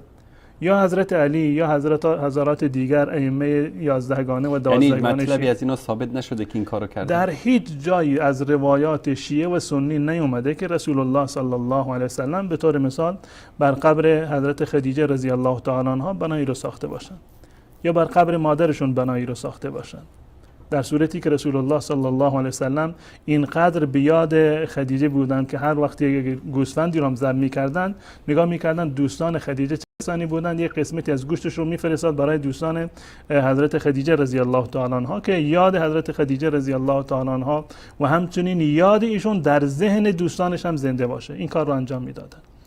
اما هیچگاه نیومدند رسول الله صلی الله علیه و سلم که بر روی قبر همسرشون یا بر روی قبر دختران و فرزندانشون که از دنیا رفتن در حیاتیشون یا بر روی قبر عمویشون یا حتی حضرت علی رضی الله تعالی عنه بر روی قبر پدرش، بر قبر مادرش، بر قبر دیگر عزیزانش، هیچ کدام از امامان شیعه ثابت نشده که بر روی قبر امام قبلیشون یا امامزاده یا بر قبر رسول الله یا پیامبر دیگر یک چیزی رو بنا کرده باشند. این از عملی به هیچ عنوان چنین چیزی ثابت نیست، نه در روایات اهل سنت و نه در روایات شیعه. اگر ما پیرو رسول الله صلی الله علیه و سلم هستیم، اگر ما واقعا پیرو راستین امامان اهل بیت و امامان شیعه هستیم، نباید که این مسئله را در عمل کرده این بزرگواران جستجو بکنیم. کاری رو که امامان ما انجام ندادند، پیامبر ما انجام نداده، اصحاب پیامبر و نزدیکان پیامبر انجام ندادند و این عمل را نه تنها مسنون و مستحب ندونستند بلکه برعکس مکروه و ناجایز دونستند، ما به چه دلیل و با چه بهانه و با چه تحویلی ما میخواییم که بیاییم چون این کاری رو انجام بدیم؟ نه تنها یک کار باشه بلکه این رو یک فضیلت و یک کار خیر هم در واقع بشمار. این مطلب اول هست. ثابت نشده که هیچ امامی بر قبر امام قبلی یا یکی دیگر از عزیزانش یا اینکه رسول الله صلی الله علیه وسلم بر قبری بنایی ساخته باشند یا امر کرده باشند که بر قبر امام قبلی باید یک چیزی ساخته بشه. چون چیزی ثابت نشده. عرض کردم گنبد بارگاهی که ادعا میکنن که آل سعود خراب کردن، وهابیا خراب کردن در بقیع و در این تمام اینها در قرون متأخر انجام شدن. در زمان رسول الله صلی الله علیه و سلم و در میان امامان شیعه چون این قبری بنا نشده و هیچ کسی اینو در واقع بنا نکردن. از کسانی که اهل تصوف بودند یا کسانی که مورد دچار انحراف بودند در غلو در مورد قبور صالحین با شیعه همسو بودند، یا حتی مثلا حکامی که شیعه بودند در اون زمان، بسیار از حکام شیعی که در حجاز و در جاهای دیگر حکومت داشتند، این گنبد و بارگاه ها را بر روی قبر در واقع ساختند و متاسفانه اهل سنت و الجماعت اونهایی که آگاهی نداشتند به بهانه این که این یک نوع احترام به میت هست چه بسا که چنین کاری رو انجام داده باشند.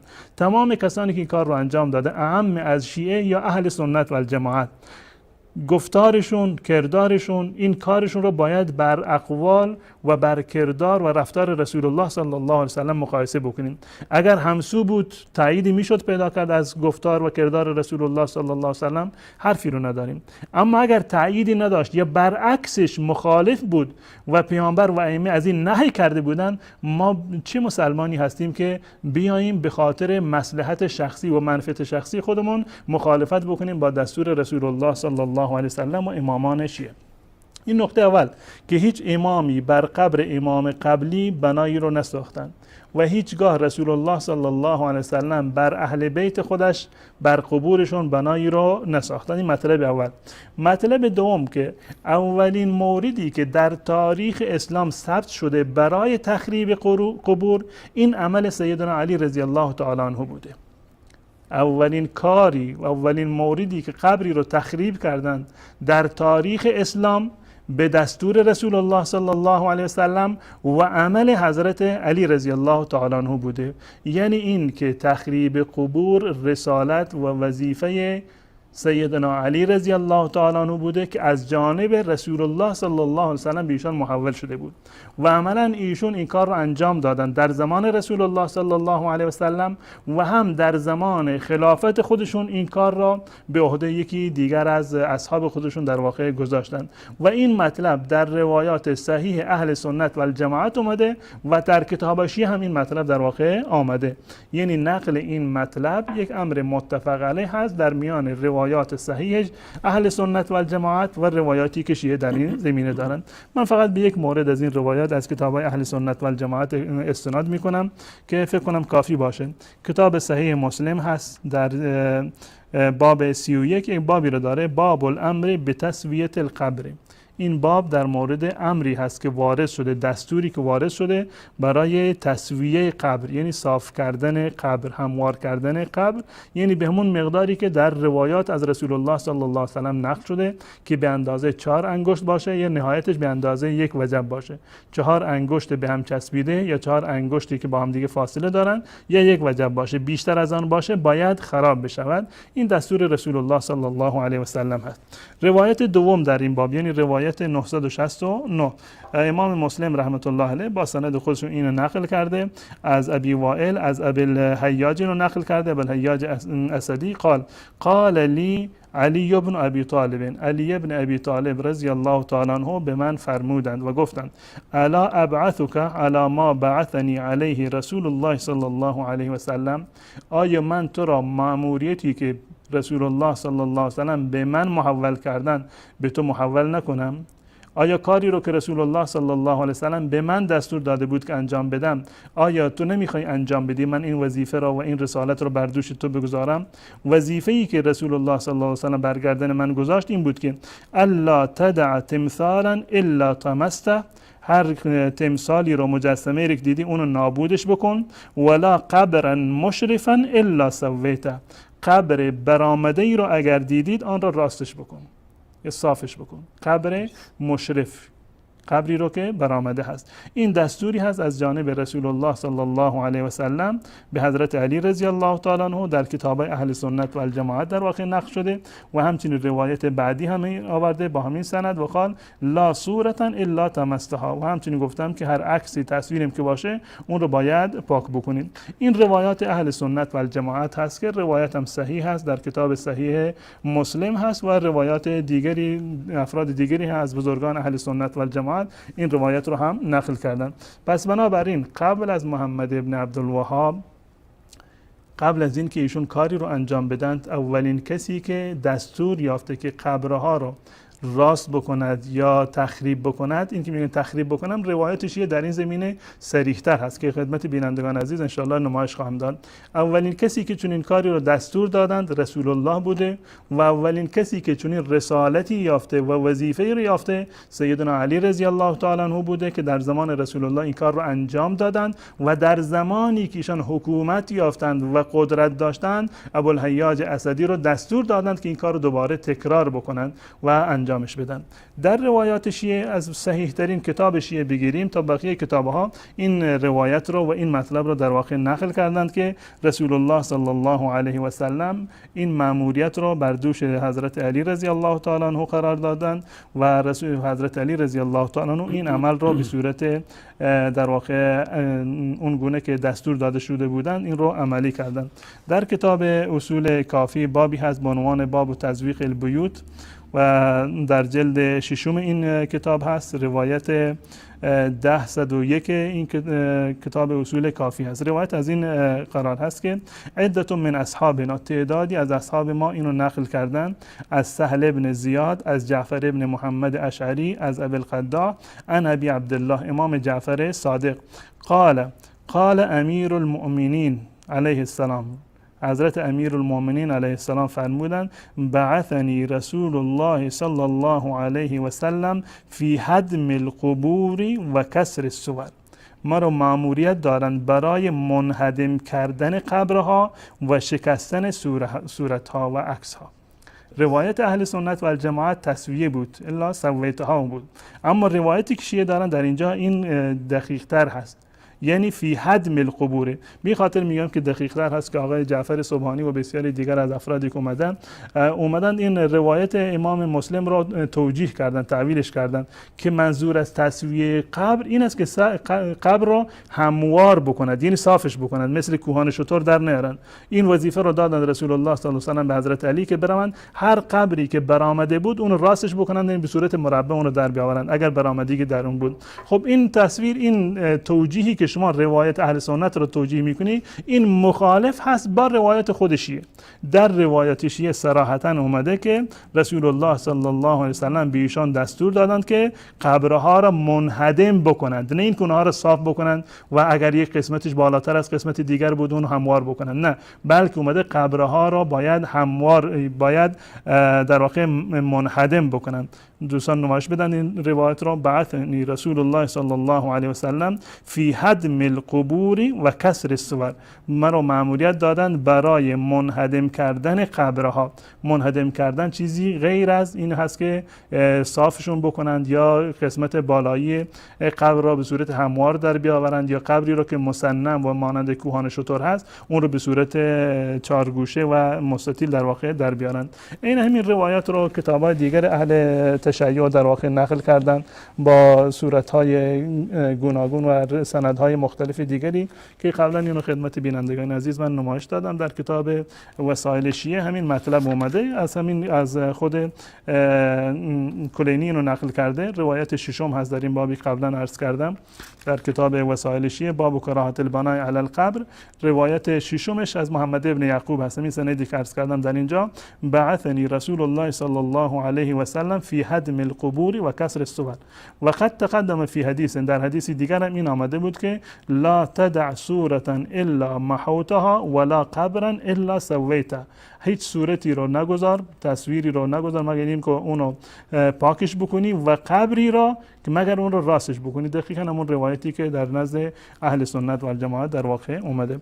این یک از روایاتی هست که در واقع از روایات اهل سنت و الجماعت ما هیچ گونه شک و شبهه‌ای رو نداریم که روایت صحیح است. اولین کسی که مأموریت یافته برای تخریب قبور سیدنا علی رضی الله تعالی عنه بودند. غیر از این روایات دیگری هم در کتاب‌های شیعه هست که دلالت بر این مطلب می‌کنند.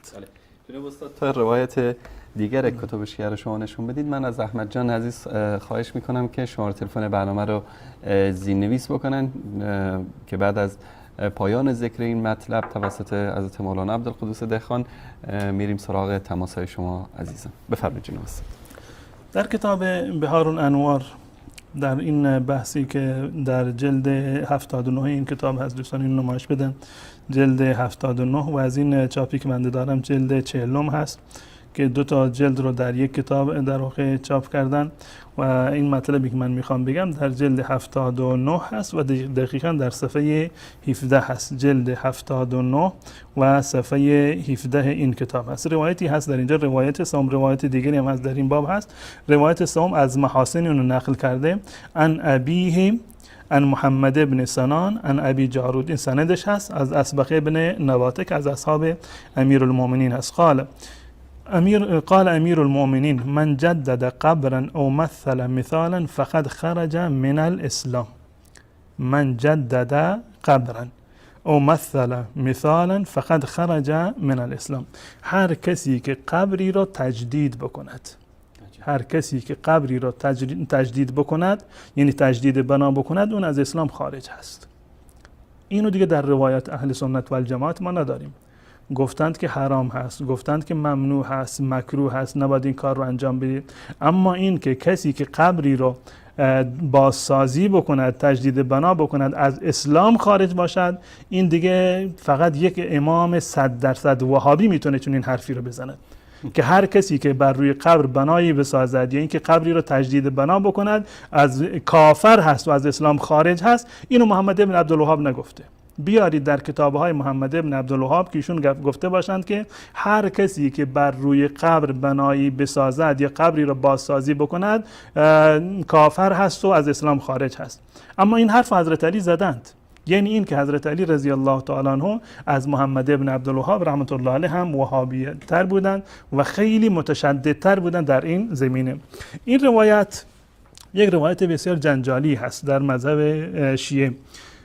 علمای شیعه وقتی که این روایت رو دیدند نتونستند که این روایت رو رد بکنند، به زمینش بزنند و نتونستند هم قبولش بکنند. اومدن هزار آوردند که این کلمه چی بوده. بعضی گفتن این جدده نیست و حدده هست. این جدده نیست و حدده هست. بعضی گفتند که نمیدونم جدده هست. بعضی گفتند که نه، منظور این است جدده این است یعنی انسانی رو بکشد و اونو قبر بکنند و قبر تازه بشه. وقتی قبرش کردن خب باید هر کسی قبر تازه ایجاد بکند. یعنی تعویل‌های بسیار یعنی گوناگونی صرفاً به خاطر اینکه خودشونو از این در واقع چالش بیرون بکنند. تبیین قال صدوق فی الفقیه بعد ایراد هذا الخبر شایخنا فی معنی هذا الخبر. اختلاف نظر دارند که معنی این روایت در واقع چی هست که فقال محمد بن الحسن الصفار هو جدده بالجیم لا غیر. محمد ابن حسن صفار گفتند که جدده هست و مورد دیگری نیست، یعنی هر کسی که قبری رو تجدید بنا بکند. و شیخ ما میگوید که شیخنا محمد ابن الحسن ابن احمد ابن ولید يحكم عنه انه قال لا يجوز تجدید القبر ولا تتیین جمیعه بعد مرور الایام علیه، که در روایت متعدد این اومده، حتی از توسی و دیگران هم نقل شده که تجدید بنای قبر جایز نیست بنابر این روایت، منتها در ابتدا اگر کهگلش کردند اشکال نداره، جایز هست، مگر در صورتی که یک قبر تازه رو میخواند که درستش بکنند و روش آب بپاشند یا اینکه به تعبیر علمای شیعه اونو کهگلش بکنند، دیدن یک قبر دیگری در کنارش داره خراب میشه، میتونند که گلی به اونم بچسبونند، که این هم خلافه، منتها این توجیه رو در واقع آوردن. خب بعضی گفتند که جدده هست و بعضی دیگر گفتند که هو حدد قبرا، از سعد بن عبدالله انه کان یقول انما هو حدد قبرا بالحاء غیر المعجمه، های بدون نقطه هست، یعنی به من سنم قبرن. در این حدد قبرن به معنی که قبر مسنم بکنن در زبان عربی هم وجود نداره. تعویلاتی کردند که در زبان عربی هم وجود نداره. شاید این به این معنی کرده که حدده یعنی تیز بکند قبری رو که سرش مانند در واقع کاردی شمشیری تیز بشه. این توجیه در واقع غیر معقول و به قول آیت الله برقی لا یتچسبک هست. و همچنین روایت دیگری هو من جدث قبرن، جدث قبرا، خودشون هم موندن گفتن که جدث قبرا و تفسیر الجدث القبر فلا ندری ما انا بهین، والا ما نمیدونیم معنیش چیه. الان گفتند که این جدده نیست به خاطر اینکه هر کسی قبری رو تجدید بنا بکنه از اسلام خارجه، کافر هست. امام وهابیش اینو گفته، امام علی رضی الله تعالی عنه. الان موندند که اینو چه کارش بکنن؟ جدده باشه خب همه کافر میشن، حدده باشه که معنی نداره، جدثه باشه که میگه ما معنیشو بازم در واقع نمیدونیم. و موارد دیگری هم در این زمینه در ادامه ذکر کرده. اقول ان التجدید علی المعنى الذي ذهب الیه محمد بن الحسن الصفار، معنی تجدید بنابر قول محمد بن حسن الصفار که گفته بود که این در واقع به معنی تجدید بنا هست، تجدید بنایش هست. و تحدید بالحاء غیر المعجمه، و قولی که از سعد بن عبدالله نقل شده بود که این تحدید هست به معنی حدده هست. والذی قاله البرقی، که برقی گفته بود که جدثه هست، كله داخل فی معنی الحدیث. به همه اینا رو میشه که حمل بر این حدیث کرد. این حدیث بر همه دلالت میکند. و ان من خالف الامام، کسی که مخالفت بکنه با امام در تجدید قبر یا تسنیم قبر یا نبش قبر و استحل شیئا من ذلك، و هر موردی از اینها رو حلال بداند، فقد خرج من الاسلام، از اسلام خارج شده. چه قبری رو تجدید بکنه، چه قبری رو به صورت کوهان شتر در بیاره که معنی حدده باشه، یا نبشش بکنه که جدثه که گفتن شاید معنیش به صورت نبش قبر است، تمام این موارد انسان رو از اسلام خارج میکنند. بعد از این نقل قولی کرده از شهید قدس ذکر، شهید اول هست یا ثانی هست در کتاب از ذکرا در کتاب فقهی شیعه هست.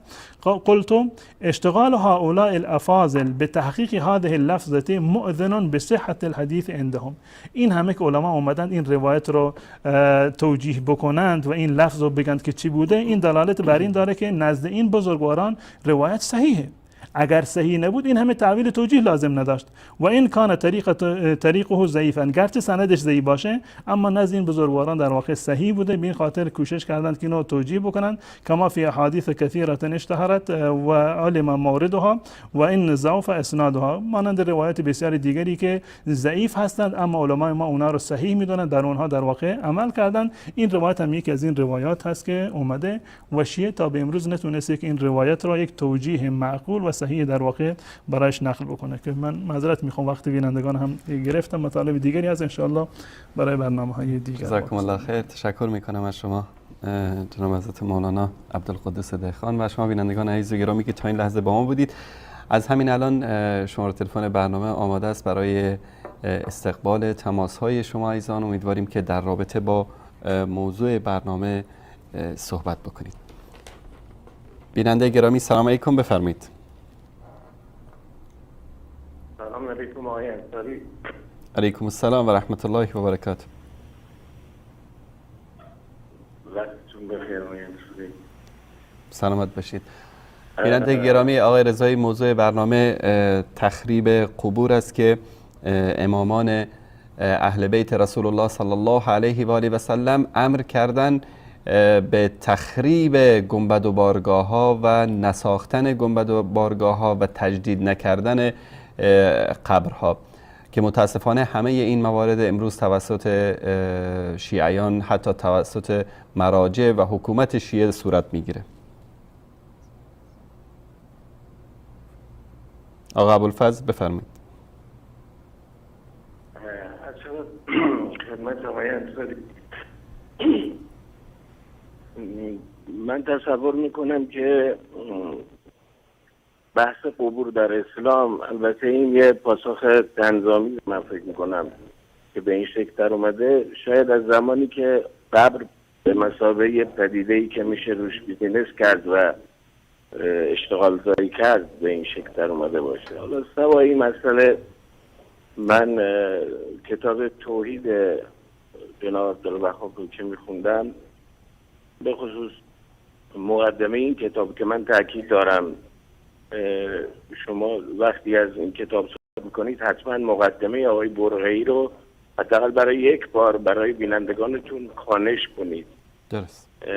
و صراحتی که آقای برقعی داره بر اینکه من هیچ تعارضی میان کتاب توحید با روایات صحیح و نص قرآن نیافتم. این یک ادعای بزرگیه و در واقع در تقابل با آقایونیه که از عبدالوهاب یه پدیده در واقع ضد دین و ضد قرآن ساختن.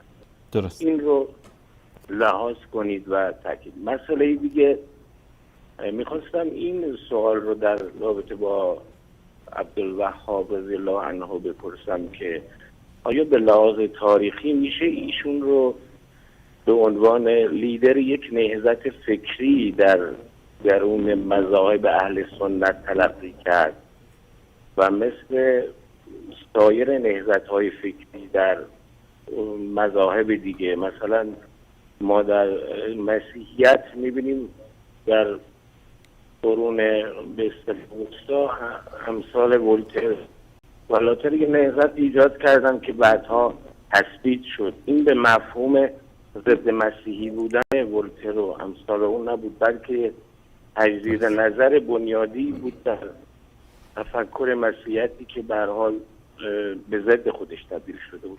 از منظر تاریخی میخواستم این قضیه رو بپرسم و توضیح بدید و به علاوه اینکه اینم توضیح بدید که آیا نظریات جناب عبدالوهاب مورد قبول همه فرقهای اهل سنت هست و مخالفین ایشون آیا به واقع امثال مخالفینی هستند که مثلا در فروق شیعه یا حتی در شیعه اثناعشری ما میدونیم باز در دل خودش مخالفینی داره در ابواب مختلف، میشه اینو یه نوع شباهت سازی کرد و راجع به این قضیه توضیح داد که عبدالوهاب که از این که به اصطلاح یک آدم مذهبی باشه، یک مقدمه بر مذهبی بودنش، یک در واقع خواستار تجدید نظر و پروتستانتیسم اسلامی به مفهوم واقع ایجاد کرده. ممنون میشم آقای انصاری. تشکرش. الله مطلب سلام.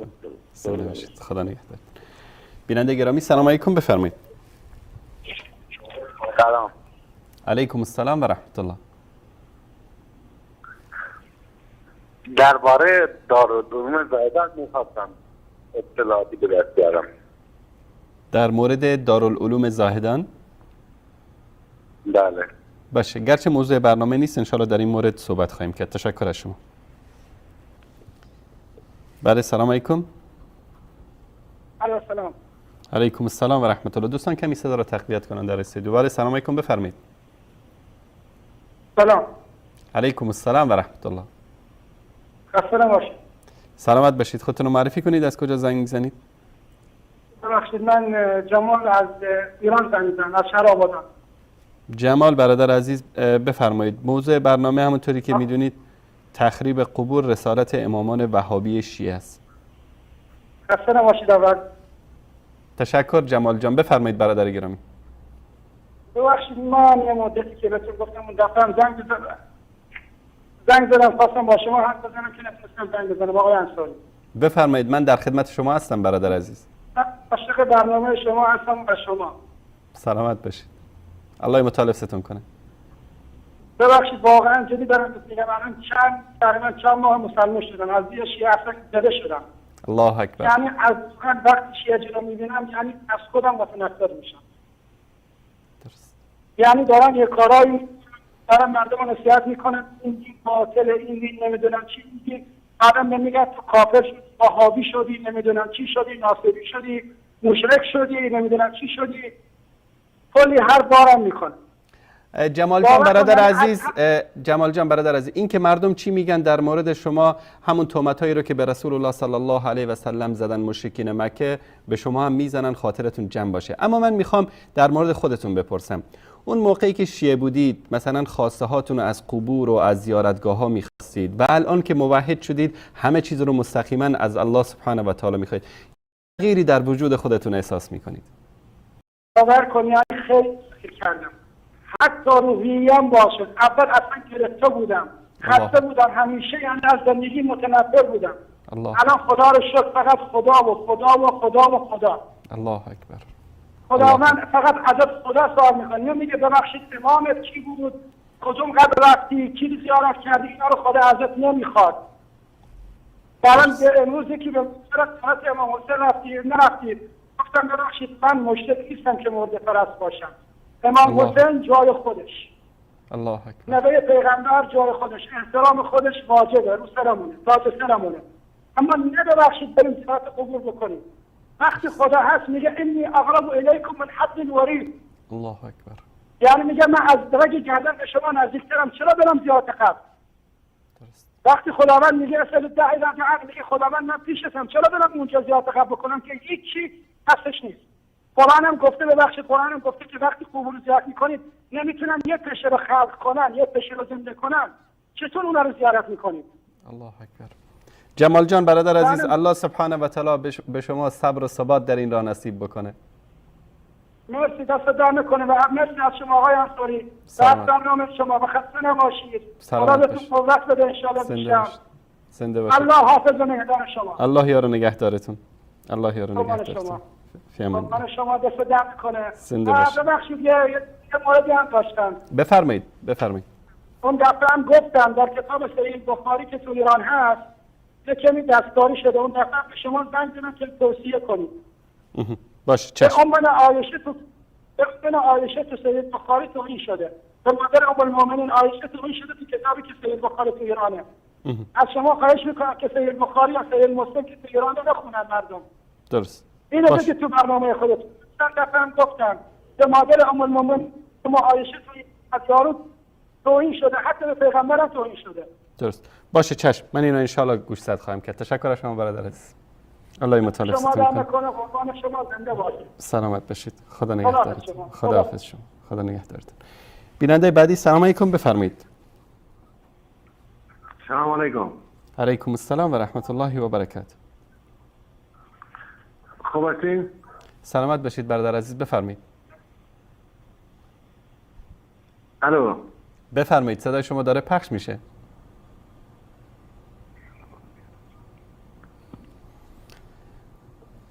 بینندگان عزیز، موقعی که تماستون برقرار میشه لطفاً صدای تلویزیون رو ببندید و با گوشی تلفن صحبت کنید. بله، سلام علیکم، بفرمایید.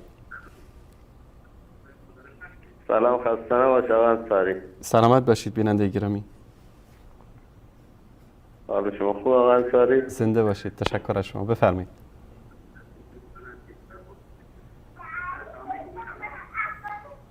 بفرمایید بیننده گرامی، صدای شما داره پخش میشه.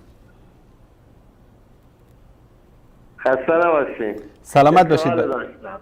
بفرمایید. این که من تو راه باشم نماز بخونم، قبله رو مثلا نمیدونم، هر دو میگم قبله. باشه، چشم، در این مورد صحبت میکنیم. تشکر از شما برادر عزیز، در این مورد صحبت میکنیم.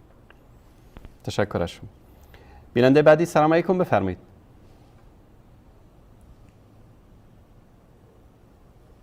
تماس بعدی، سلام علیکم، بفرمایید. سلام علیکم، خسته نباشید شما انصاری. سلامت باشید. خودتون رو معرفی کنید، از کجا زنگ میزنید؟ علی هستم از مشهد. علی از مشهد. بله. مقدم آقای انصاری، آیا شما میگین که رو گنبد درست کردن اینا جایز نیست؟ حالا این بهتره، قبر درست کردن و گنبد درست کردن بهتره، یا این که در خانه خدا در عربستان سعودی ساختمون 72 طبقه کنار کعبه مکرمه درست کردن که علامت شیطان، اون برجه که ساعت علی جان برادر عزیز، علی جان برادر عزیز، علی آقا برادر عزیز، چه ربطی داره این به اون؟ ببین اونجا هتل درست کردن، گوش کن برادر عزیز، اونجا هتل درست کردن، همین بیسه مقام معظم رهبری شما، وزارت حج، سازمان حج و زیارت ایران همون هتل‌ها رو کرایه میکنه، ایرانی‌ها تو همین هتل‌ها وقتی که حج عمره میان زندگی میکنن. این ربطی به موضوع ما نداره. ساختن ساختمان در کنار علی جان برادر عزیز، علی جان گوش کن حرف منو. علی جان، حضرت علی میگه که کسی که قبری رو تجدید بنا بکنه کافره. نگفته کسی که ساختمان کنار مکه ساخت کافره؟ شما اون ساختمانی که درست کرده اون علی جان برادر عزیز، خداوند به تو عقل و شعور داده. مگه تو شیعه علی هستی یا نیستی؟ شیعه علی هستی یا نیستی؟ ربطی داره. شیعه علی هستی یا نیستی؟ ربط داره. علی میگه کسی که قبری رو بنا بکنه، تجدید بنا بکنه. شما چیه؟ خب تشکر میکنم علی جان. خداوند دعا میکنیم حضرت مولانا هم دعا بکنم، بینندگانم آمین بگن که به شما یک کمی عقل و شعور نصیب بکنه. جناب حضرت مولانا، آقا ابوالفضل مطلب جالبی رو فرمودن که آیا محمد ابن عبدالوهاب لیدر نهضت فکری بوده در مذهبی از مذاهب خاص اهل سنت، یا که چیز جدیدی آورده؟ اول واقعا مطالب ایشون مطالب بسیار ارزشمند و علمی بود و ایشون اشاره کردن به مقدمه جناب آیت الله برخی بر این کتاب التوحید که نوشتند و نظر خودشون رو بیان کردند که این کتاب در هیچ جایی با مذهب ائمه اهل بیت رسول الله صلی الله علیه وسلم هیچ گونه تعارض و تضادی رو در واقع نداره. و ایشون اشاره دیگری کردن از زمان این مطلب باب شده که سبب اشتغال زایی شده و کسب درآمد، و دقیقاً همین موردی هست که علمای شیعه امروزه به آن اشاره می‌کنند. یعنی میگویند که ساختن قبر ساختن بنا و بارگاه بر روی قبر ممنوع هست، حتی علمایی که امروزه هستند، مگر این که مصلحتی باشد. چه مصلحتی بالاتر از اشتغال زایی و کسب درآمد؟ بگونه ای که قبر امام رضا درآمدی که داره بگونه ای هست که اگر دولت کسری بودجه داشته باشه میره از آستان به اصطلاح قدس رضوی قرض میگیره. چه مصلحتی از این بالاتر؟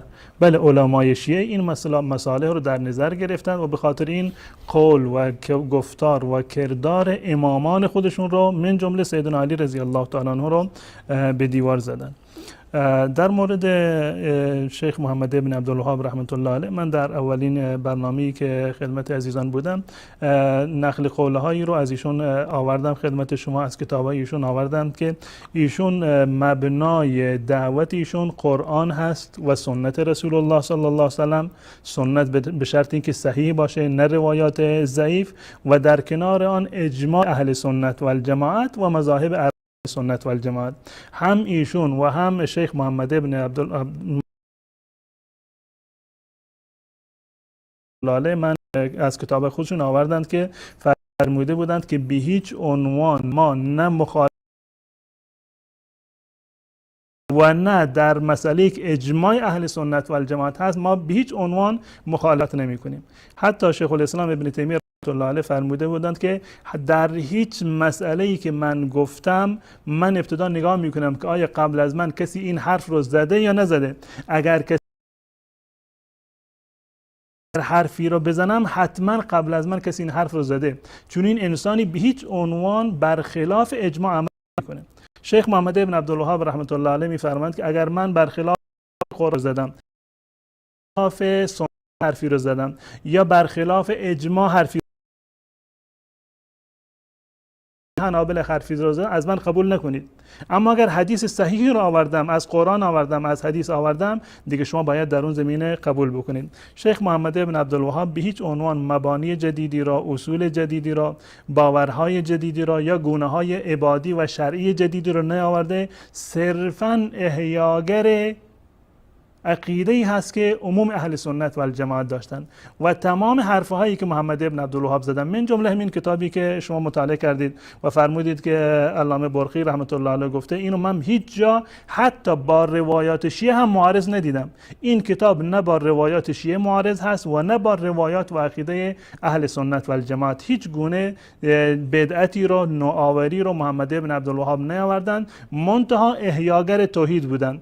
گنبد بارگاهایی که در سرزمین عربستان وجود داشته، مردم روی آورده بودند به این گنبد و بارگاه ها، الله متعال را فراموش کرده بودند، دچار شرک و اعمال خرافی و شرک آمیز شده بودند. شیخ محمد ابن عبدالوهاب رحمت الله علیه برگرفته از قرآن و حدیث با روش و منهج اهل سنت و الجماعت و سلف صالح مردم را به راه توحید ادامه میدادند و هیچ مورد، حتی یک مسئله جدیدی رو که خلاف عقیده علمای اهل سنت و الجماعت و ائمه مذاهب اربعه باشه، ایشون در واقع بیان نکردن.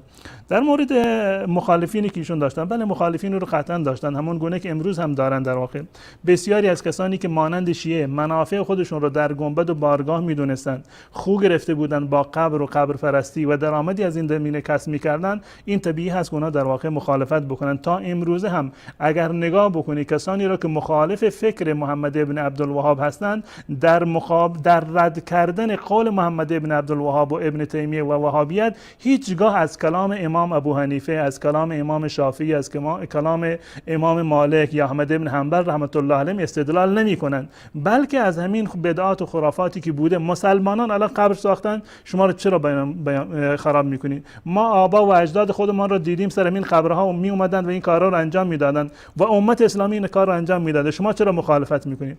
وقتی که ما میگیم که از قرآن و حدیث باید ثابت باشه، از دیدگاه علمای اهل سنت و الجماعت، مذاهب اربعه اهل سنت و الجماعت باشه، این گونه حرفها و مخالفت ها هیچ گونه ارزشی رو نداره. چه یک سنی با قرآن و حدیث مخالفت بکنه هم بی ارزش هست، یا یک شیعه بیاد با قرآن و حدیث و اقوال ائمه اهل بیت مخالفت بکنه، چون این چیزی از نظر شرعی مردود هست. بله، جزاکم الله خیر. بیننده خیلی مختصر جناب استاد، چون وقت به پایان رسیده، در مورد دارالعلوم زاهدان گفتن. اگر دارالعلوم زاهدان یکی از فعالترین مدارس اهل سنت و الجماعت هست، در شهر زاهدان هست.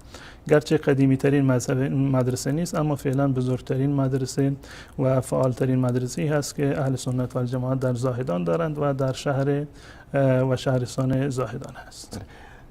و آمار بسیار زیادی رو داده، این بالغ بر 1000 نفر در بخش پسرانه و همچنین بعد در بخش دخترانه هم بالغ بر 1000 نفر طلبه و دانشجو دارند.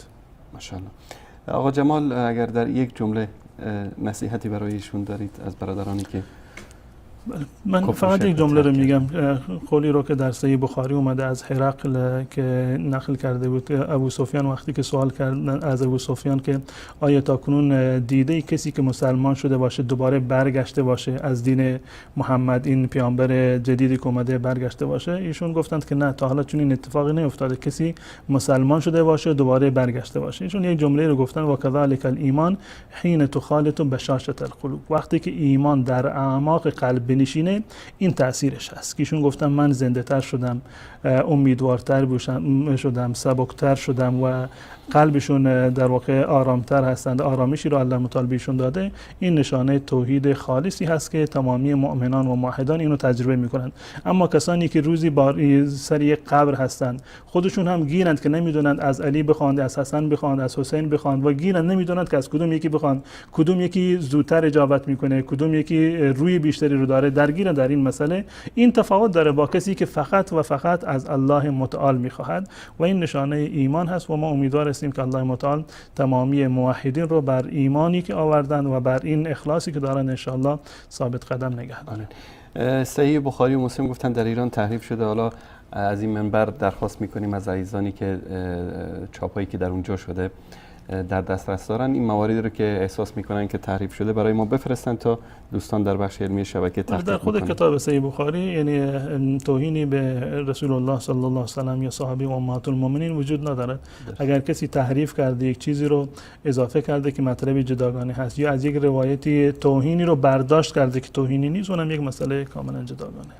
علی آقا داد و بیداد را انداخته بود که ساختمان سازی در کنار بیت الله الحرام، هتل هایی است که سعی میکنن حجاج هر کشور که در نزدیکی حرم مسکن بگیرن که زودتر بتونن نمازهاشون رو بخونن. در این چه تعارضی داره با قدسیت حرم؟ این از یک طرف در روایت به صراحت مالا یک بار دیگه این روایت رو نشون بدم، علی آقا شاید متوجه نبودن چون بعضی از دوستان با حقد و کینه نگاه میکنن، دقت نمیکنن به این. در چندین کتاب شیعه ذکر شده این روایت از سیدنا علی رضی الله تعالی عنه قال امیر المؤمنین علیه السلام من جدد قبرا او مثل مثالا فقد خرج من الاسلام. کسی که قبری رو تجدید بنا بکنه این از اسلام خارج میشه. خامنه ای حکومت ایران مراجع شیعه که این همه قبرها رو در عراق و در داخل ایران تجدید بنا میکنن طبق این روایت از اسلام خارجن. حرف ما نیست، حرف وهابیت هم نیست. اگر وهابی‌ها این ساختمانی رو ساختند و مردم را ببرند در اونجا، نمیدونم صندوق کمیته امداد و چی هم هست، نه صندوق خیریه که مردم نظر و نذوری بندازن. در عربستان سعودی حتی یک مورد ما نداریم که سر خیابونی، کنار قبری، کنار یک جایی که مردم زیارتگاه مردم هست یا مردم رفت آمد دارن صندوقی رو بگذارند که از این سوء استفاده بکنن. نه مردم رو میگن که شما بیاید در اونجا نذوراتتون رو بیاندازید، نمیگن که شما بیاید در اونجا حاجت بگیرید، نمیگن که شما بیاید در اونجا طواف بکنید. حالا ساختمان سازی در پیرامون خانه کعبه چه تضادی با کدوم اصل اسلام تضاد داره؟ و فرق نمیکنه. اگر که غیر از حکومت سعودی حکومت دیگری هم بود باید این کار رو انجام میدادند، هتل بسازند برای اسکان حجاج و برای راحتی زائران خانه خدا. یک چیز لازمی هست و این هیچ گونه در واقع بعد عبادی در واقع نداره، نه بعد عبادی داره و نه به خاطر در واقع تحت شعاع قرار دادن عبادت مردم هست، بلکه کسان به خاطر امنیت و آسایش و راحتی حجاج بیت الله الحرام هست. نکته‌ای که دوستان عزیز اگر که بهش دقت بکنن، احمد جان اگر این تصویر رو اگر بتونی نشون بدی من که این بزرگترش بکنم، این ساختمانی که ایشون بهش اشاره میکنه که این همه سر و صدایی هم که در اونجا در ایران راه انداختن یکی برمیگرده به حقد و کینه‌ای که دارن نسبت به حرمین شریفین و پیشرفتی که در این مملکت صورت بگیره. این رو احمد جان نشون بده. این ساختمانی که در اینجا ساخته شده این وقف ملک عبدالعزیز ذوالحرمین شریفین است. یعنی این ساختمان ها که میبینید در اینجا هتل هایی است که اولا حجاج و زائرین بیت الله الحرام در اینجا سکونت دارند در موقع حج و عمره. ثانیاً هر چه سودی که از این هتل ها و از این ساختمان ها دریافت میشه برای ساخت و ساز حرمین شریفین و توسعه حرمین شریفین استفاده میشه. اون چند نفری تصویرشون نداری که بالا نشستن تکتیر انداز و تفنگ دستشون منتظر مهدی هستند، اگر اونام که باشه. یعنی واقعا با افرادی که این عقل و منطقشون باشه نمیشه حرف زد و به هیچ عنوان آدمی رو که این گونه فکر میکنه شما نمیتونی اون قانع بکنی، حق رو براش اثبات بکنی. جزاکم الله خیر. من تشکر میکنم از حضرت مولانا عبدالقدوس دهقان استاد محترم علوم اسلامی که واقعا ثابت کردن در این برنامه که تخریب قبور رسالتی بوده که امامان بزرگوار وهابی شیعه از سیدنا علی رضی الله تعالی عنه تا امام حسن عسکری به دوش داشتن. البته میگن که حضرت مهدی هم که بیاد این قبرها رو خراب میکنه، اون به شیوه دیگه خراب میکنه. اون دو پا رو فراتر میذارن، هم قبر و هم مسجد و همه رو خراب میکنن، چیزی رو نمیذارن. جزاکم الله خیر و تشکر میکنم از تک تک شما عزیزان که تا این لحظه با ما همراه بودید. تا فرصت دیگر و برنامه دیگر که باز هم ثابت خواهیم کرد که امامان مذهب شیعه که اینا رو ائمه خودشون میدونن وهابی بودن. الله یار و نگهدارتون باد و صلی الله علی سیدنا و حبیبنا محمد و علی آله و صحبه اجمعین و السلام علیکم و رحمت الله و برکاته. جزاکم الله. تلوح ومنهج يتألق درر هنا تبدو كشمس تشرق يهدي لنا هديا بديعا مبهرا من سنة الهادي بها نتوثق. يا أيها الدرب الجميل بسعينا نحو العلا